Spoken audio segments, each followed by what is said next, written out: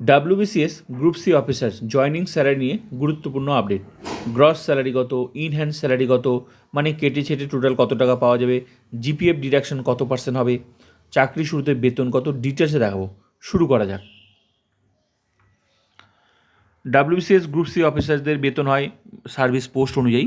এখানে basic pay আছে 42,600 আছে, 39,900 আছে, 35,800 আছে। তো আমি প্রত্যেকটা বেসিক পে অনুযায়ী বেতনটা দেখাবো।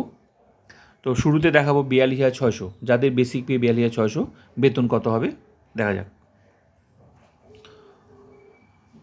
বেসিক পে 42,600, তারপর আমি বাকিগুলো দেখাবো, এটাও দেখাবো এটাও দেখাবো। হ্যাঁ, তো ডিআরএস অ্যালাউন্স 18% আছে, 4% বেড়েছে, তবে এখনও জিও বার হয়নি, আশা করি সামনেই বার হয়ে যাবে। তো আমি এই জন্য ডিএটা 22% হিসাব করছি এখানে বেতনটা। তো বেসিকের 22% ডিএ, তো ডিএ যখন যখন বাড়বে বেতন তখন তখন বাড়বে। তো 22% ডিএ করলে টাকাটা হচ্ছে বেসিকের 9,372 টাকা।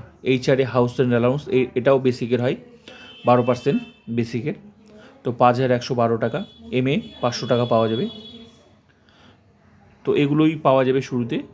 বেসিক পে 42,600, তারপর 9,372, 5,112 এমএ, সব কিছু যোগ করে যে স্যালারিটা হচ্ছে সেটাকে বলা হয় গ্রস স্যালারি। গ্রস স্যালারি হচ্ছে 57,584। এখান থেকে এই পুরো টাকাটা পাওয়া যাবে না, এখান থেকে কিছুটা টাকা কেটে নেবে গ্রস স্যালারি থেকে, 200 টাকা কাটবে। তো 200 টাকা কেটে নিয়ে বাকি টাকাটা অ্যাকাউন্টে আসবে।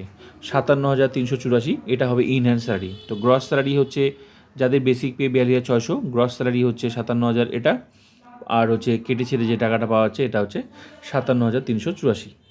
ক্লিয়ার? এবার আসি জিপিএফ ডিডাকশন। জিপিএফ কিন্তু শুরুতেই কাটে না, 1 বছর হলে তবেই কাটে, তাও আবার বেসিকের মিনিমাম 6%। এর বেশিও কাটাতে পারে, 10, 20, 30 যার যেমন ইচ্ছে সে কাটাতে পারে। আর বেসিক আবার এদিকে আবার বেসিক 1 বছর হয়ে গেলেই নির্দিষ্ট রুলসে কিন্তু অটোমেটিক পরিবর্তন হয়, 3% হারে ইনক্রিমেন্ট হতে থাকে। অনেক ব্যাপার রয়েছে বেতন বাড়ার। তো ক্লিয়ার, বেসিক পে অনুযায়ী আমি বেতনটা দেখালাম। এবার দেখাবো 39,900 অনুযায়ী বেতন কত হয়। যাদের বেসিক পে 39,900 ডিএ সেম হিসেবে আমি ওখানে বললাম 18% আছে, 4% বেড়েছে, তো আমি এই জন্য 22% ডিএ হিসাব করছি। তো বেসিকের 22% ডিএ 39,900, 22% ডিএ করলে হচ্ছে 8,778। এইচআরএ বেসিকের 4,788, এমএ 500 টাকা, সব কিছু মিলে যোগ করে যে স্যালারিটা হচ্ছে সেটা হচ্ছে 53,966 টাকা। এই টাকাটা পুরোটা পাওয়া যাবে না, এখান থেকে কিছুটা টাকা কেটে নেবে, 200 টাকা কেটে নেবে, পিট্যাক্স যেটাকে বলা হয়, সার্ভিস চার্জ। তো কেটে নিয়ে বাকি টাকাটা অ্যাকাউন্টে আসবে, ইনহ্যান্ড স্যালারি যেটাকে বলা হয় 53,766। এটা হচ্ছে কেটে চেটে পাওয়া যাবে। আর জিপিএফ ডিডাকশন সেম। জিপিএফ হচ্ছে শুরুতেই কাটে না, 1 বছর হলেই, 1 বছর হওয়ার পর তবেই জিপিএফ ডিডাকশন হয়, তাও আবার বেসিকের মিনিমাম 6%। তো একই হিসাব বললাম যে বেসিক, আবার এদিকে আবার বেসিকের একটা নির্দিষ্ট রুলস আছে যে 1 বছর হয়ে গেলেই বেসিক কিন্তু অটোমেটিক হারে ইনক্রিমেন্ট হতে থাকে 3% হারে। এই জন্য ইনহ্যান্ড স্যালারিটা সবার মিলবে না, কারণ কেউ বেশিও কাটাতে পারে, কেউ কমও কাটাতে পারে, কিন্তু 6% 1 বছর পর মিনিমাম বেসিকের কাটাতেই হবে, এর বেশিও কাটাতে পারে। ক্লিয়ার হয়ে গেল? ইনহ্যান্ড স্যালারি সে 39,900 অনুযায়ী বেতন। এবার যাদের বেসিক 35,800 বেতন কত হবে? ডিএ সেম হিসেব আমি যেখানে বললাম 18% আছে, 4% বেড়েছে, জিও বার হয়নি, জিও বার হবে। তো ডিএ 35,800, ডিএ হচ্ছে কী বলে 7,876 টাকা।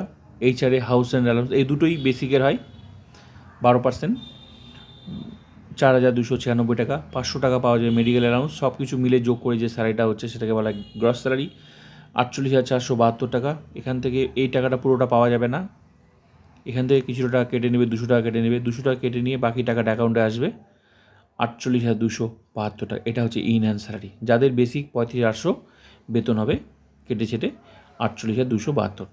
তো পুরো টাকাটাই পাওয়া যাবে না, এখান থেকে কেটে নিয়ে বাকি টাকাটা এটা আসবে, কেটে ছেড়ে এই টাকাটা অ্যাকাউন্টে আসবে, ইন হ্যান্ড স্যালারি।